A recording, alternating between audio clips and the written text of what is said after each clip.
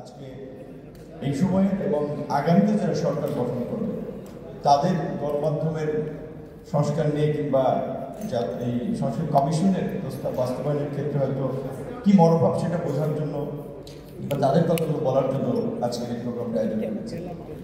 প্রথমেই আমি যেটা মনে করি যে আমাদের কিছুক্ষণ আগে উনি যে কথাটি বলেছেন এটা সত্য যে একদিকে যে গণঅভ্যুত্থান পরবর্তী সময়ে সংবাদ শুধুমাত্র সংবাদ মাধ্যম নয়, গণমাধ্যম নয়, পুরো দেশেরই একটা ব্যাপক সংস্কারের চাহিদা থেকে জাতীয় ঐক্যমত্য কমিশন গঠন হয়েছিল এবং সেই অনুযায়ী কাজও হয়েছিল। কিন্তু এটি ঠিক যে পুরো আলোচনার সেন্টার ছিল শেষ পর্যন্ত বোধহয় সংবিধান নির্বাচন কমিশনের কিছু রাজনৈতিক ইস্যুতে সংস্কারটা শেষ পর্যন্ত মনে হচ্ছে যে রাজনৈতিক ইস্যু নিয়ে আলোচনা হচ্ছে, ওইদিকে ফোকাস ছিল।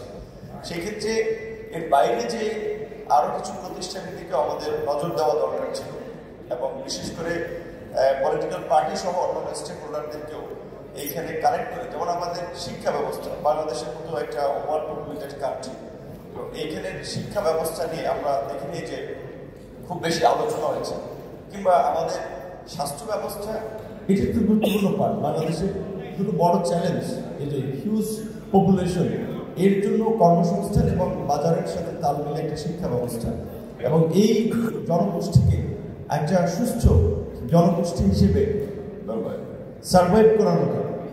সেক্ষেত্রে এই বিষয়গুলো নিয়ে খুব বেশি আলোচনা দেখিনি।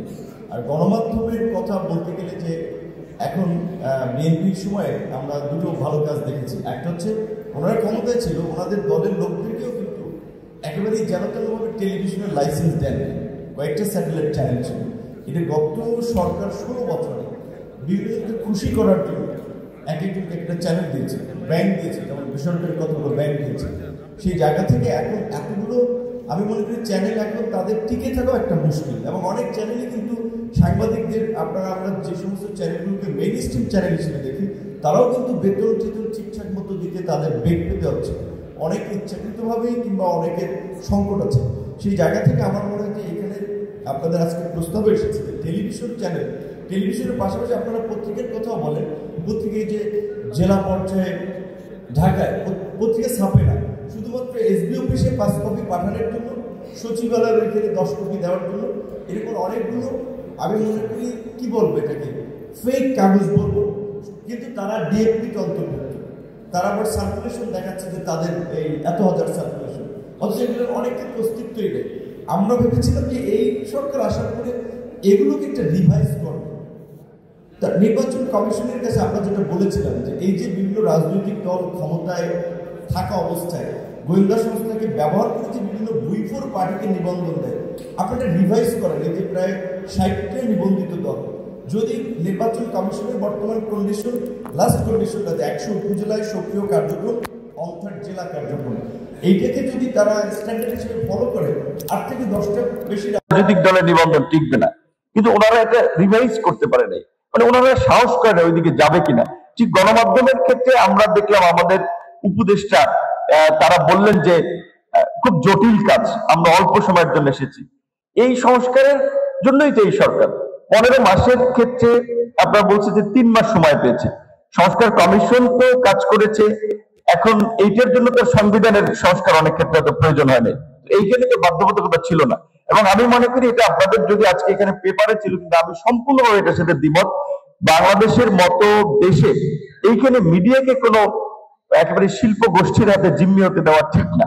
সেক্ষেত্রে এখানে কমিশনের যে প্রস্তাব ছিল আমরা ওইটাকে বরঞ্চ আমি মনে করি অধিক যুক্তিসঙ্গত, যে আপনার কোন হাউস মানে ওয়ান হাউস কি বলে যে একজন ব্যক্তির হাতে একটার বেশি মিডিয়া থাকতে পারবে, এটা খুব ভালো প্রস্তাব ছিল। কিন্তু উপদেষ্টাদের বলতে গেলে, যেটা আমি আজকে আসার সময় একটা নিউজ পড়ছিলাম, তার কমেন্ট যে বলছিল অনেকের সাথে মনোমালিন্য হবে, অনেকে অখুশি হবে। এইভাবে তো আসলে সরকারি দায়িত্ব পালন করা যায় না যে কেউ অখুশি হবে, মনোমালিন্য হবে। তো আমি মনে করেছিলাম যে এই সময় একটা দারুণ সুযোগ বাস্তবায়ন করা। গণমাধ্যমকে আমরা ফোর্থ স্টেট বলি, ওয়াচডগ বলি, কিন্তু গণমাধ্যমে এটা ঠিক যে কাজের পরিবেশটা কোনো সরকারি দেয় নেই। যেমন আপনারা বলছিলেন যে এই বিজিএস গঠনের প্রেক্ষাপটটা 4 দলীয় জোট সরকারের সময়, লাস্ট রেজিমের সময়, সামনে আবার কি হয় অবশ্যই সে সময় আপনাদেরকে কথা বলতে হবে। সেজন্য এটা একটা পারফেক্ট এবং উপযুক্ত সময় ছিল অন্তত এইখানে সাংবাদিকদের সুরক্ষা, গণমাধ্যমকে একটা মুক্ত মাধ্যম হিসেবে বিকাশ করার জন্য কিছু আইন প্রণয়ন করা, এবং যেটা আপনারা বলছেন যে অ্যাক্রিডিটেশন কার্ডের কথা, এটা স্বাভাবিকভাবে সচিবালয় কিংবা বিভিন্ন ক্ষেত্রে দেখা যায় সাধারণত রাজনৈতিক বিবেচনায় করা, এটা সব সরকার করেছে, আমার ধারণা সামনেও হতে পারে। তো সেই ক্ষেত্রে আপনাদের সুযোগ ছিল এই সীমান্তদের একটা পরিবর্তন করা, আপনারাও জোরালোভাবে আওয়াজ তুলতে পারেন নাই।